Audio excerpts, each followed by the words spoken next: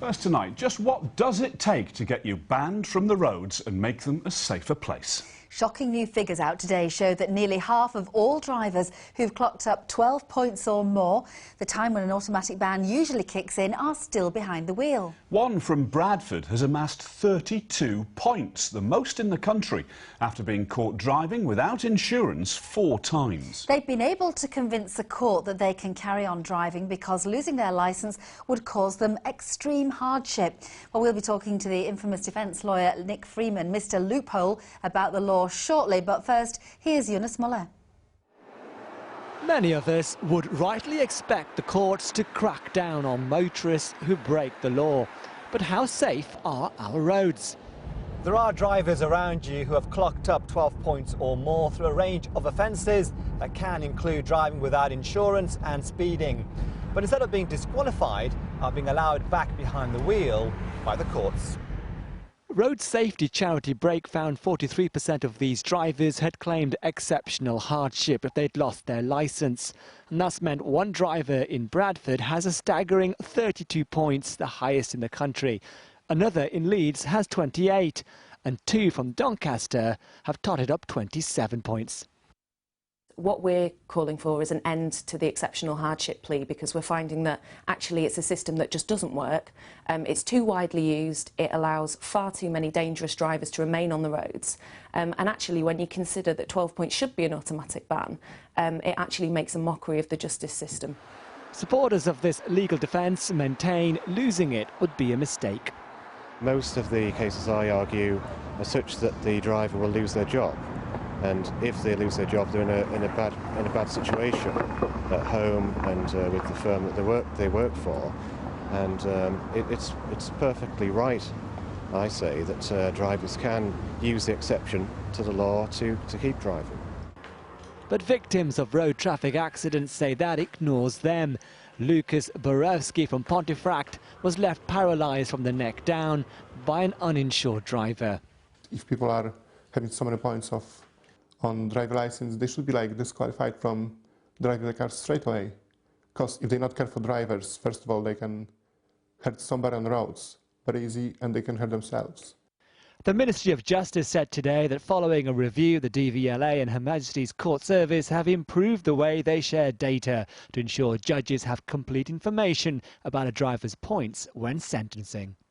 The arguments to allow courts discretion are powerful, but so, say some, is the call for reform to take dangerous drivers off the roads.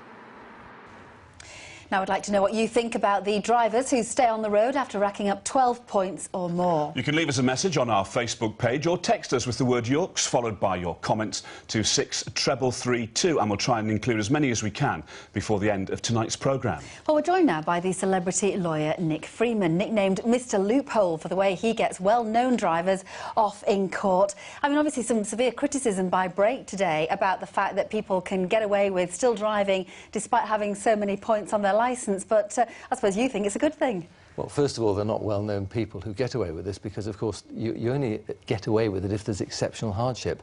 And really, celebrities can't argue exceptional hardship because their pockets are too deep, generally. So the exceptional hardship provisions help the ordinary person, the ordinary Joe who's going about and needs one more chance. What does constitute exceptional? Something more than aggravation, something more than inconvenience. It might, for example, mean loss of employment when the consequences of that would mean you can't pay your bills, you can't pay your mortgage, your children are going to go hungry. It wouldn't, for example, be a situation if you lost your job and you were living at home. Tough, inconvenient, a nuisance, but that's not exceptional hardship. So it really means what it says. It's exceptional circumstances. And you can only argue those circumstances once in a 3-year period. So any of us thinking, oh, well, it will be OK, I can always argue exceptional hardship. You actually have to go to quite some lengths to prove it, do you? You do, and you're absolutely right. You have to prove it. The burden is on you, not on the prosecution. So the burden is on you on the balance of probabilities to show that there is exceptional hardship. And even when you do show there's exceptional hardship, all that does is give the court a discretion as to how to deal with you. Do you think people like yourself give everybody a sense that there is injustice going on the roads and that people are getting away with something? Well, people aren't getting away with anything. that all that's happening is we have a law in place, and the prosecution put forward one argument, the defence lawyers, myself or my colleagues, will put forward another argument, and people with our sort of views, prejudices, etc., will decide, actually, we think it's right that this person who was going, say, 37 miles an hour in a 30 limit, he's done 250,000 miles in the last 3 years. If we take his licence off him, he's going to lose his house, his 2 children won't go to school, they're going to have real problems, his wife doesn't work, she's just made me redundant.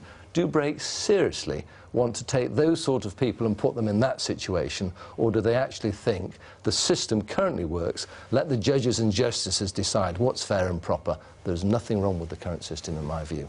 Okay, we'll have to leave it there. Nick Freeman, thanks very much. Thank you very much indeed.